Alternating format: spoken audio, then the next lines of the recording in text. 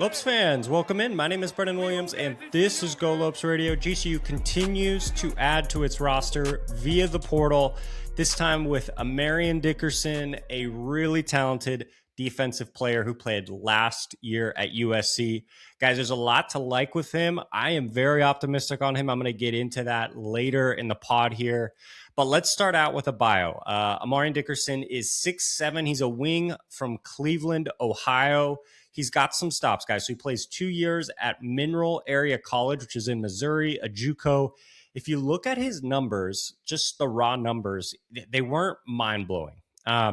Usually when guys go from JUCO and they make that transition up to Division I, you really got to be just like, even if you're, maybe better on the defensive end, you've still got to kind of have some more numbers there. He was really good, don't get me wrong there, but didn't have those crazy numbers so often we see of these JUCO guys making the jump. And he, guys, not only makes the jump, he is a contributor and a really good player on a 15 seed in the tournament, Robert Morris. They played Alabama that year in the tournament. But, guys, he was pretty special while he was there. He's 13.3 points a game, 6 rebounds a game, 1.3 assists.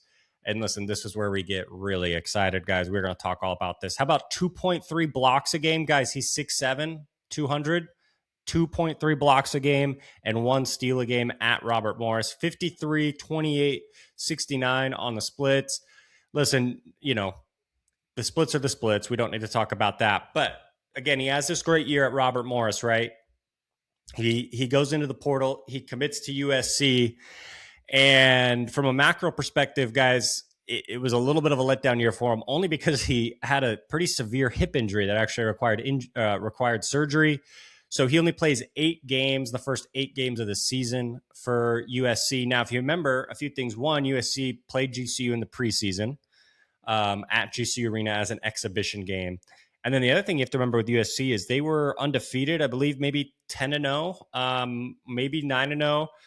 They won the Maui Invitational. They were really good. And he played in those first 8 games. And he was only, these are the raw stats while he's at USC, guys, 4.6 points, 3.4 rebounds, 1.1 assists.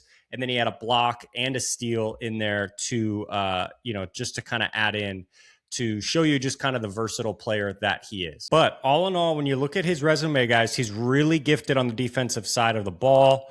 He's got some moments, some things he can do offensively. We maybe don't have a good idea of what it looked like for him playing, at this high level, high major Big Ten sort of program, USC. But you get an idea of what he can do at a Robert Morris, playing in a mid-major conference and just kind of the impact he could have there. If you go back to last year and the GCU were to get him out of the portal, I think you'd be like doing jumps, right? I mean, you'd have to think USC gets a guy, GCU, USC's got a ton of money, ton of investment, big school, Big Ten, all that. So, it's kind of unfair to do it that way, right? Like, he's obviously going to be a different player. He has to come back off this injury. But if you would have just told me that GCU was getting Amarion Dickerson after the 24-25 Robert Morris season, you would have been very stoked, especially considering what he did on the defensive end there. So, yeah, guys, just don't forget how good USC was in those first 8 games as well. And he was a contributor, only 21 minutes a game. We went over the stats, but he definitely helped out that USC team when they were undefeated and had a really good start to the season. So with that being said, let's kind of transfer into our what I like, maybe some weaknesses, that part of the show here that we usually do. So to me, this pick is all like this is all about defense. And I understand what you're looking for in the portal, right? You want these, maybe the sexier names and the guys that average all this and can shoot this and have the crazy efficiency. And that, obviously everybody wants those guys. They're coveted. But I think you've got to, we've talked about this before, like you've got to build a team, and not every team is full of those guys who score a ton, who rebound a ton, who can, play make at the center position, and you've got a true point guard. It's just hard to build that all in one, even if you're a high major program. And to get a guy, I think, who's really good on the defensive end, and actually good might be an understatement, insanely gifted, I think it's super helpful, especially when you consider, the other talent that GCU has around him. I think he could be really special on that end. Obviously, limitations on the offensive end, but the stocks are really impressive. And when you watch the film on some of these blocks and these steals, guys, this is, I don't want to throw this out there because he's one of the best defenders I've ever watched in the game of college basketball, but it's kind of Miles Bird light of just, listen, he's just kind of going with his gut and he's making plays and he's going on instinct, and you can't teach that. It's jumping passing lanes. It's seeing passes before they're happening. It's knowing when to help and go up to try to block a shot. It's just being in the way, getting your hands in there at the right time without fouling. That's always really hard. We see that so many times. We've talked about different GCU players or people GCU's brought in that have fouling issues. Listen, he did foul quite a bit, but when you see the impact he has on that end with the stocks, it is, man, it's insane. And you just cannot teach the instinct that he's got on the defensive end. I'm going to throw that out again. Maybe Miles Bird light with just how gifted he is, and his intuition and instinct on that end.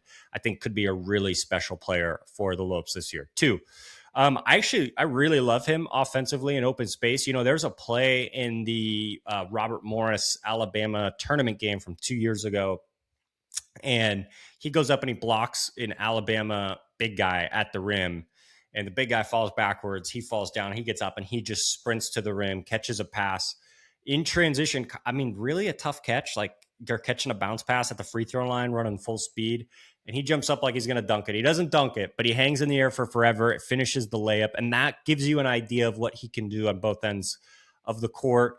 If he has space, if he is out and running, if GCU spacing is good, even in the half court, maybe we could see him be really good on offensive rebounds when the defense isn't set.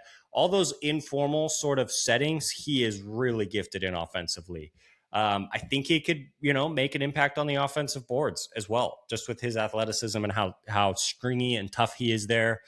And I just love the athleticism, the high level athleticism, and just kind of the special traits that he brings. I get it. You can stare at it all day, right? The shooting, which we're going to get into in a little bit, but he's not going to be your, ball in hand. Here you go. We need a basket. You've got 15 seconds on the shot clock. Can you break down a defender? Go get it. That's not his game, but he's super self-aware, guys. He back cuts. He loves that. He's really talented in that dunker spot. Think of like all the great players in that dunker spot, whether it's been guards or wings. For the Warriors, it's like Gary Payton, right? He's always so good down there, especially when the Warriors from a few years ago. Like he's so gifted hanging out in that spot. Sure, maybe he's not going to hit 6 or 7 threes, but he's just so useful there. And so what I like about Dickerson is how self-aware he is, his willingness to cut back door, and how active he is on offense. Sometimes you see those guys get a little clunky, disengaged on offense. He's not. He is getting involved. He's doing all those other little things and trying to find a way to score, knowing that he's not your break you down sort of guy. He's not, even a 3-point specialist per se, but I just love the instincts on defense.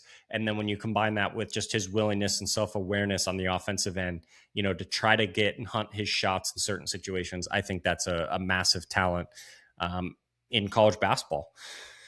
Weakness, guys, a little clunky in the half court. It is what it is. He's great moving without the ball. We talked about that a little bit. He made 4 of his 9 threes. So it says 44%, right? But we got to look at that sample size. He's 4 of 9 at USC. Hasn't been a great 3-point shooter throughout his life. Hasn't been a good free throw shooter for, his position.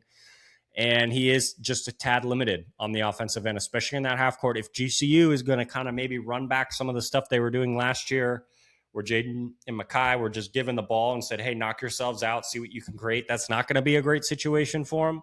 I just think there's got to be movement, allow him to use his athleticism, in different ways.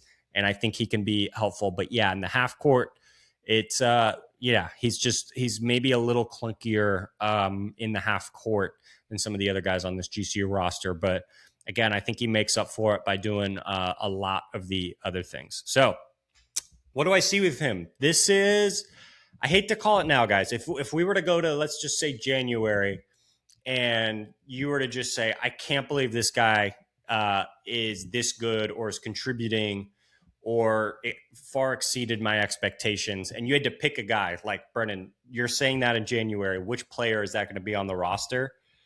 For me, if I were to be allocating resources right now, I would probably pick Dickerson. And that's because I believe in his ability to impact things on the defensive end. GCU losing Nana Wusuanane, who is that middle linebacker, free safety sort of defender who could just make everything happen on that end. And I don't know if Dickerson's that. He's 6'7", a wing. But I think he's really special on that end. And I think, Bryce, we know what he likes. He likes guys that want to buy in and play defense. I think he's a guy that Bryce is going to rely on, especially as time goes on. He's older. He's a veteran. He's played in the NCAA tournament. I think he's a player who, you know what you're going to get. Maybe you stretch him to see what he can get. You can get from him on the offensive end. A little limited there, like we said. I just think he's going to be impossible to keep out of this rotation. And I think he's going to have a chance to potentially start for this team, guys. And it's going to depend. It's going to be lineup dependent, right? Because you have to have shooting around him. You have to have playmaking around him. And then he can kind of thrive in that sort of wing, disruptor on defense, backdoor, getting out in transition sort of role. Because, again, that's just who he is. And maybe he develops some things. You never know, but he is coming off that hip injury. So I would expect to see a guy here who competes for a starting spot. And I know that might shock some people, but I just think with what he does well, it's going to complement everybody else. GCU's got some guys, I think, that can fill it up, who can score the ball, create offense, and who can do things. And so I think when you add, hey, what do you need for that fifth piece? Yeah, you need some shooting. You need some guys that can space the floor, but I do think you need a defensive anchor.